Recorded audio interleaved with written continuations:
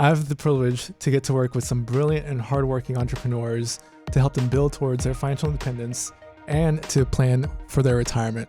And what I always admire so much about them is the courage that they have to take their idea from a concept to a side project to then becoming their own boss and starting their business. The stories are truly inspiring. And we have noticed, there's got to be a time where it clicked, right? We've seen some trends with these people that allowed them to take that huge step from side hustle to main gig. Yeah. And that's what we really wanted to talk about today, was how you get from that point to it being your full-time business. So as we mentioned, we've seen some trends when we talk with these people, these entrepreneurs and these business owners, and we wanted to share some of those with you.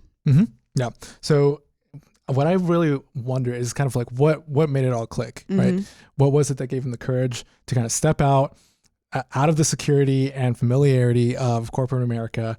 And, if that's you, if you're wondering, can my side hustle do that? Then this show is definitely for you, right? So some of the trends that you were talking about, that's a lot of the things that we want to talk about, and that's where we're going to start today. So, and you've identified 8 things that we commonly see when someone's ready to make that transition. Yeah. So some things that you would definitely want to look out for are things like, okay, does this side hustle, does this gig bring in more income than my 9 to 5? Right. So that'd be obviously a positive mark for that. Yes, certainly a good marker. And the next thing is, do you have a supportive and stable team? That doesn't necessarily mean they're employees, but people who can help you as you work towards your goal. Yes. And then, is there a sustainable demand for your product or service? Next thing would be can you keep up with demand currently, or are you struggling to do that? And then, are you financially fit to weather through the challenges? Do you have a plan for retirement, for healthcare costs, and other expenses you'll incur? And then, do you have a clear business plan in place? And then probably the most important to a degree, I mean, yes, you got to be financially responsible and ready, but do you want to? Right. Do you want to make that your main gig, or do you enjoy your regular job too? So kind of as you're wondering those things about your own side hustle, let's dig in, right? So first of all, income, right?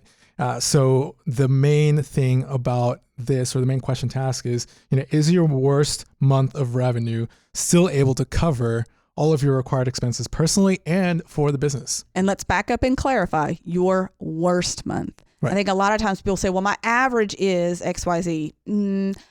We encourage you to look at that worst month, because that will really be the barometer of what you can balance off of, because your best month could skew those numbers quite dramatically, and you can't set a budget off of an average. Right. Yes. So leaving that as the baseline, we would say is the main kind of criteria there. But that's the most important question as far as income goes. And you mentioned it also needs to be able to cover not just the business expenses, but your personal expenses. Because if you're working full time, you have a certain amount of money that you're required to bring into the household to make the budget work. So if this cannot replace, not only is it a great business income that replaces your expenses there, it also has to cover what you typically bring to the household. And if you're stepping away from a job, that's going to create some holes in other areas that we'll talk about in just a minute. You got to make sure you're accounting for that. Yeah. And how do you do that? Well, there's a very important tool that most businesses, all the very successful businesses that I've ever seen, they use this in basically efforts to make sure that they're keeping up with this, and that is a budget, right? So that budget will help you make sure that you have that at least what your required expenses are, what that for your fixed costs are, your variable costs, and then that way you can make sure that that your worst month does indeed cover those expenses. So you've looked at the income. The next thing to look at would be your support team. And what does that look like for those that are going from side gig to main job? Yeah. So kind of like the old proverb says, right? If you want to go quickly, go alone. But if you want to go far, then go together. And when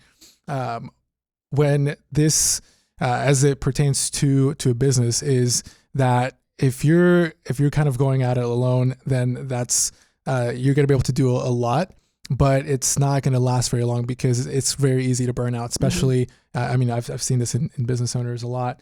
But having a good support team around them is crucial, right? And this is even more important if you have a family, right? Because that becomes your support team.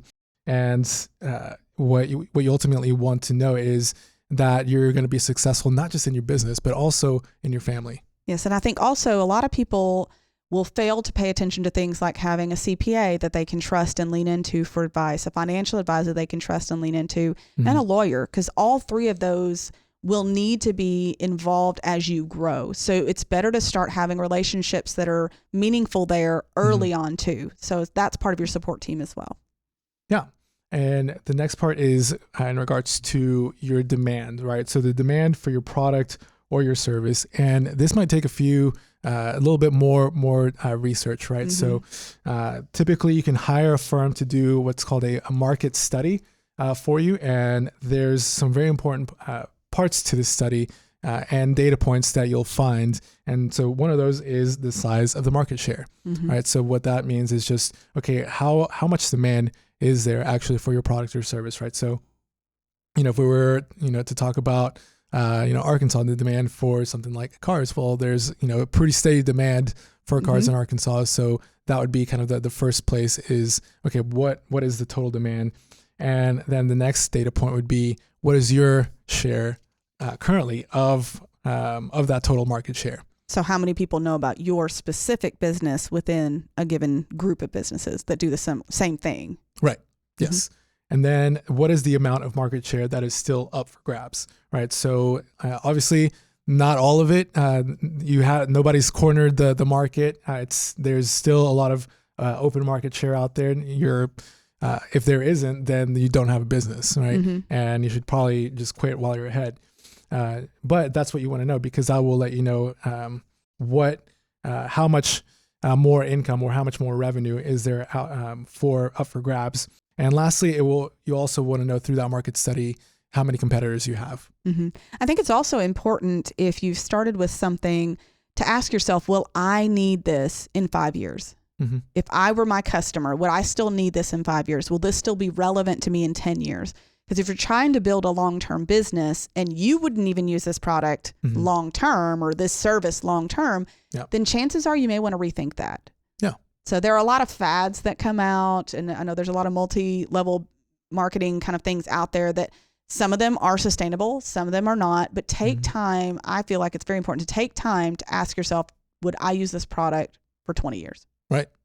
Yeah. It's kind of like in the investment world, we tell people, if you're going to invest, make sure to invest in something that you understand, right, and that you believe in. Yes. Yeah. So the next part is also kind of in terms or relative to demand, but in a separate way. So can you keep up with the demand, right? So that is also something that might lead you to go full on into your side hustle, because kind of the question that you want to ask here is, what is my current work-life balance, and is there even a balance at all? And I think there are times where you just have waves of busyness, and that's normal. I know a lot of people use this work-life balance and they expect it to be something that is consistent.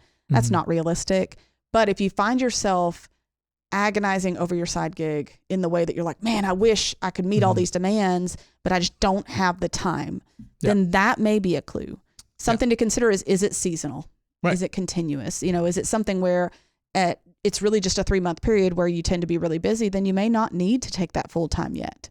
But if you're busy most of the time, that may be a clue. Right.